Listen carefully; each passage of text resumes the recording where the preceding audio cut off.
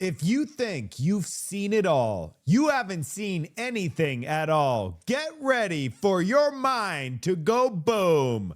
Let's get into this report.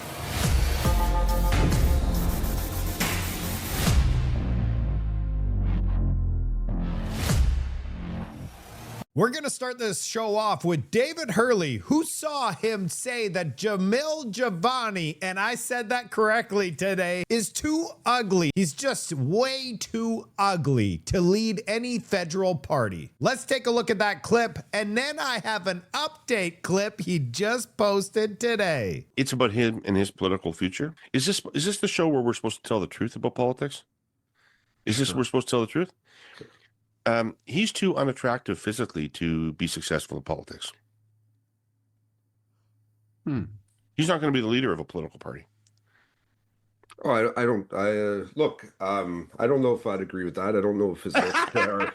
I'm not going to weigh in on Which that part? one, that he's too unattractive, or that he is unattractive? I mean, you got to break this down, Fred. I know it's day one, but come on. As soon as the election was over, he immediately put out a. I can't believe you're going to dismiss this as not mattering. Of course, it matters. I think he's well spoken, and I'm not ever going to say if a guy looks good or bad. I just can't. Look at his face. It is not funny. First of all, he's a cancer survivor. So you're going to make fun of a cancer survivor? By the way, when does somebody's looks have anything to do with if they can lead a country or not? Scott Reed is pure evil, and this guy, yeah, he's not much better either. And take a look at his face. I mean, he was like, wow, this is not going to go over well. So that people are aware, these individuals are liberal bootlickers. They love the liberals. And when they saw Jamil Javani go down to the United States, they were not happy. So what they do is they insult his looks. Yeah, that's how low they go. I love looking at the comments that you all make on my Twitter X account. Keith says, okay, if there's a requirement, explain to me Doug Ford for being Premier of Ontario. You got a point. Or Little Pork here says, I could go on and on about liberals being unattractive physically. Let's start off with Gary's fate. I can't even say that. Van Rant says, then why did they all want this guy to be leader? Mr. Burns, the New World Order wannabe. Or Detective Mark Harry says, this is some creepy stuff. I have to agree. I'm like, I don't know why he went there. It was very odd. Laugh my face off. Then how do you explain Freeland? Wait a second now. It's not Freeland. It's Twitchy. Yeah, well, I don't know how you explain that one. Matt here, which is clearly a liberal, comes into the comment section. Why was Pierre Poilievre groomed to look less nerdy and look more like a gym guy if appearance doesn't matter in politics? If you want to be leader, then you have to put yourself together. And yeah, you should probably go to the gym. But you know, these liberals, they always come out and have a reason for something, don't they? The unvaccinated Canadian says, I don't think these three gay guys are Jamal's type. And Jim Eanes, I completely agree with you. Scott Reed just sitting there and he doesn't walk this one back. He's just sitting there agreeing it doesn't look good at all. But you know what? The true self always comes out with Scott. He's not a good dude, okay? So this is him. Yeah, he's not walking anything back. He was actually encouraging it. Here is the update today. And of course, the liberals are so classic and predictable. This is a pathetic apology. I'll let you decide, but he got so much backlash online for this. He's like, whoa, I didn't know that he was a cancer survivor. Like, you got to check out his apology. Listen to this. He tries to justify what he did, blame the viewers for misinterpreting what he said. You just don't understand the context. Just so people are aware, David here is not sorry. He's just sorry he got caught and he got called out for it. This whole thing is straight up pathetic. Let's watch. I've got something I want to say. there's been a strong and negative reaction to some comments I made last week about the impact that Jamil Jivani's appearance would have on his ambitions for political leadership. I want to say a couple things about it. The first thing is that I think many people that saw those comments are not familiar with this podcast and what it is. Curse of Politics is not a civics lesson. If you're looking for that, go over to the Hurley Burley. This is a brutally frank conversation among senior political strategists about what those kind of people talk about in the backest of back rooms. And appearance is one of those things, and we've talked about it on this show many, many times before. Having said that... Wait a second. Did you get all that? They talk about your appearance, their appearance, his appearance, Freeland's appearance all the time. And he also says that he is the absolute top political strategist in Canada. The three of these people over here, what I would say they were the top worst political strategists in the country. But yes, let's go on. I think I made my remarks in a particularly clumsy and awkward way. I've been flip and glib my whole life, and this isn't the first time that's landed me in some hot water. Many people interpreted my remarks as a comment on Mr. Javani as a cancer survivor, and that was certainly not on my mind at the time that I made those remarks. And in any event, I could have made my point much more gracefully and appropriately. And Mr. Javani, I apologize. Oh, you see how fast I apologize. I'm so sorry. I apologize. That right there, when a child apologizes to you, they don't look at you in the eyes. They look down on the ground. I'm sorry. And then run away. Is that a true apology? It's just like, I have to do it, so I'm going to have to apologize here. This is so pathetic. And going forward, I will always make sure that Jordan is here so that I don't mess up. No. So I just want to get past that because this is not right after he apologized, he makes a joke. A show about personal attacks. It's a show about strategy, and I wasn't making a personal attack. And if it came off that way, and for many people, I don't want to do an if. For many people, it came off that way, and I apologize. And I'm sorry that I associated the two of you or the three of you with it. So there you go. There you go. You found out at the very end why he's apologizing, because these other people got a lot of heat online and they're like, hey, can you just apologize? I don't like my inbox getting filled up associated with you and your personal attack on Jamil Jivani and just being way too unattractive to serve. Since we're on the attractiveness discussion, there is a video of Pierre Poilievre working out at the gym that has gone parabolic online. It's been shared hundreds of thousands of times. Of course, the liberals are melting down because they don't like alpha male. And yeah, there's support. There's all sorts of things. I'll let you decide what you think of his latest video. You might not want to do it, and that's normal. All of us are like that. All of us wake up that day and we're like, man, I just really don't want to train. But show up, do a little more each day. Instead of focusing on the discomfort of it, you focus on what you have to do. Just show up even when it's hard, especially when it's hard, and never give up. Just so you guys know, this is insane. This video is insane. These weights that he's pushing right there, these weights are 120 pounds each. How is that even possible? I didn't know he was so jacked. I can't wait for David and that panelist, the top strategist, to say, well, is this attractive? Is he going to be the Prime Minister of Canada? Because you have to be the #1 attractive person in order to get the top job. Wow, Pierre Poilievre is crushing the weights and he shows up. This is insane. Holy crap, the liberals' heads are actually exploding right now. And the way that he just tossed that weight, I can't even do that, and I work out all the time. This is insane. What do you guys think about Pierre Poilievre's workout video?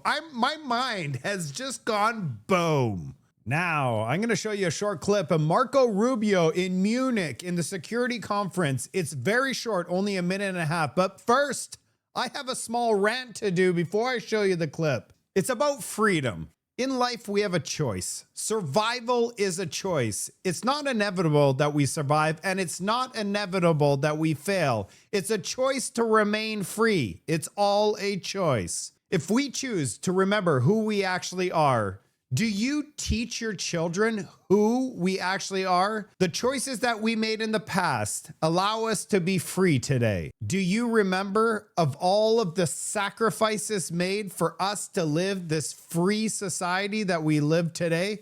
That's why on my show, I have Lest We Forget. We can never forget about the sacrifices made for our freedom. That is what built our world today. The one that we get to enjoy every single day is because of the freedom that people sacrificed.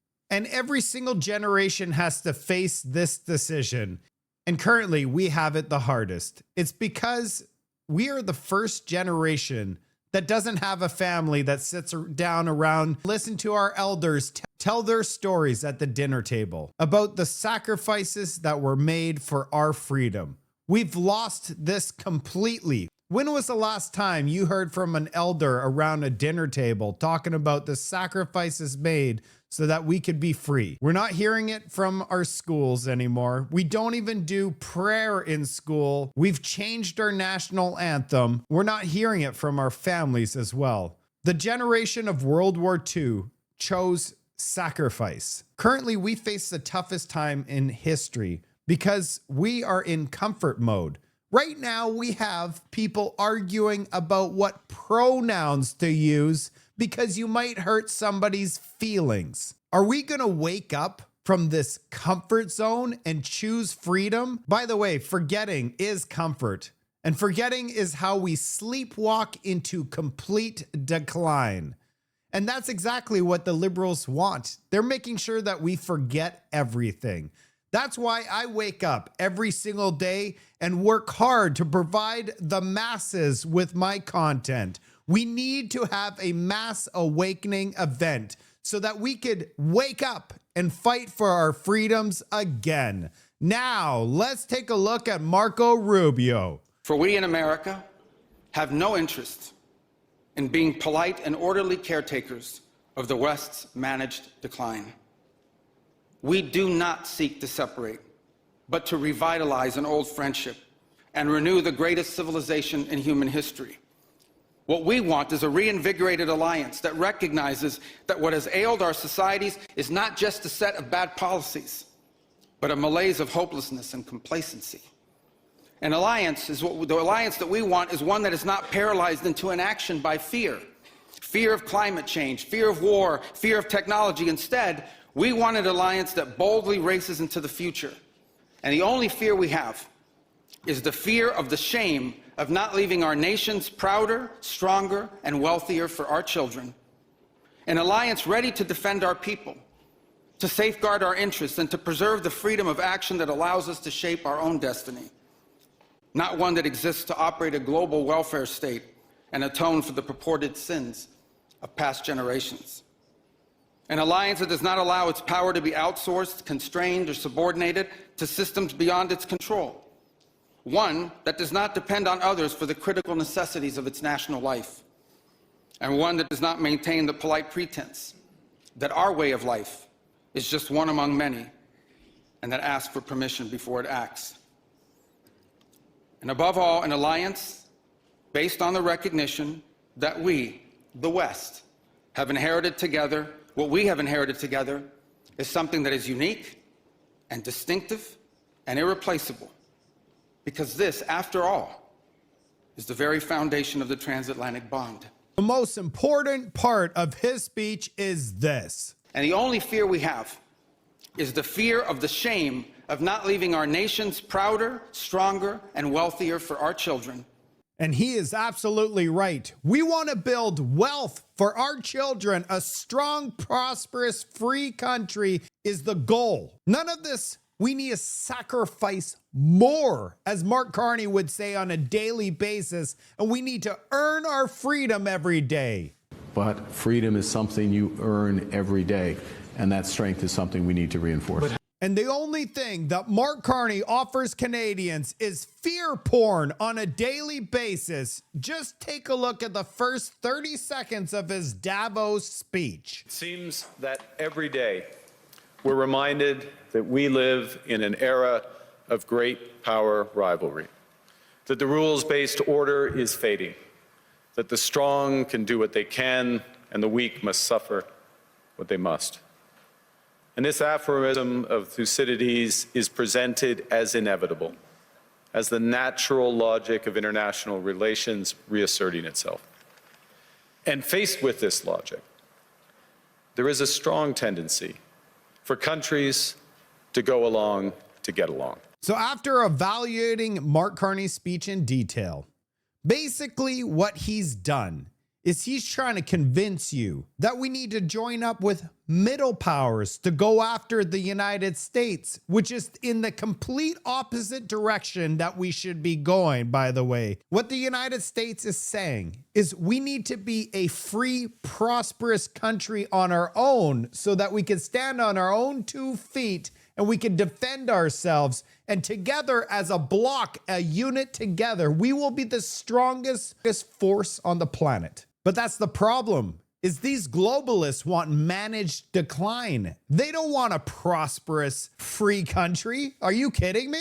And it's more apparent every single day. Every single one of Mark Carney's press releases has the world is increasingly dangerous and divided. This is from November 10th, but every single time, just take a look at February 15th, just a couple days ago, again, in a more dangerous and divided world, every single time he provides the same messages. He does not provide us with any hope.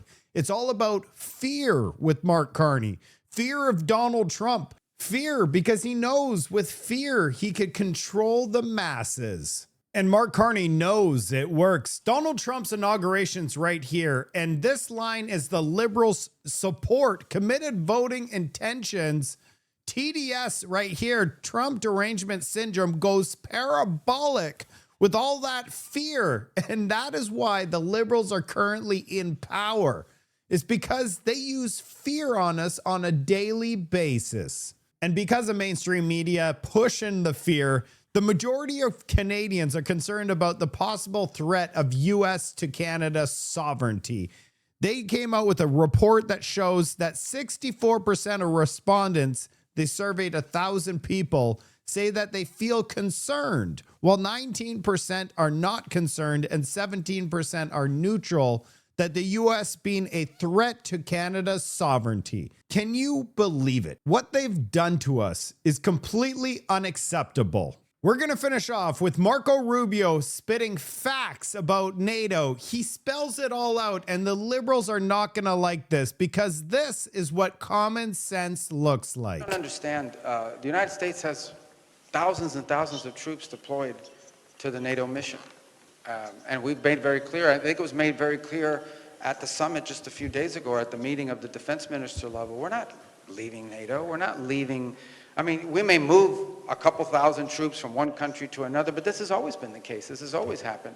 By the way, we are not threatened or feel it is hostile to see NATO grow in its own capabilities, not independent of the United States, in conjunction with the United States. We don't think it's a negative thing that other countries have more influence in NATO, other partner nations have more influence in NATO, or that other countries within NATO have more capability. We view that as a positive. I see it reported yesterday in some places, oh, the Europeans are very upset. They're going to be less dependent on America now. We don't want Europe to be dependent. Now, we're not asking Europe to be a vassal of the United States. We want to be your partner.